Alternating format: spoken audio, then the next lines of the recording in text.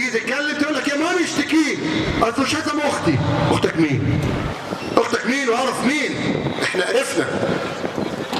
عرفنا انت ازاي لغايه دلوقتي ما حدش طلبك في بلاغ تركي الشيخ 228 مليون و500. الجواب مكتوب كده لمنشآت في النادي. هتقوم لنفسك تقول لي اصل تحيا مصر.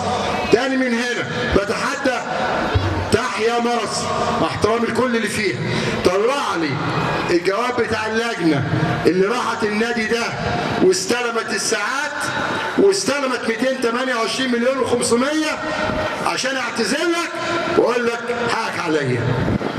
انما لا في فلوس راحت ويقول لك احنا حطينا الساعات في المخازن. يا جماعه الساعات ما بتتحطش في مخازن، الساعات ثمينه زي الفلوس بتتحط في خزينه. انما احنا عايزين نفوت. تاني بقول لك يا بتاع مصر، يعني عملت مداخله مع الواد احمد موسى اللي مكره الناس كلها في الدوله. تاني بقول اهو مكره الناس كلها في الدوله. هو يا عم لا صعبان الاقرع دون تمام. قال له لا ما هو الفلوس فين؟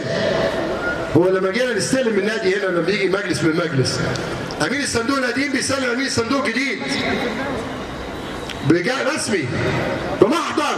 فين محضر الاستلام؟ انك انت استلمت 228 مليون و500 بتاع تركي الشيخ منه، وانك استلمت 12 ساعه ثمنهم 14 15 مليون جنيه. ضحكوا علينا واحنا اللي بنتشتم واحنا اللي بنتحبس واحنا اللي بنتعزل واحنا اللي بنتحل. ده ظلم. قلت تاني ظلم. خايفين منه ليه؟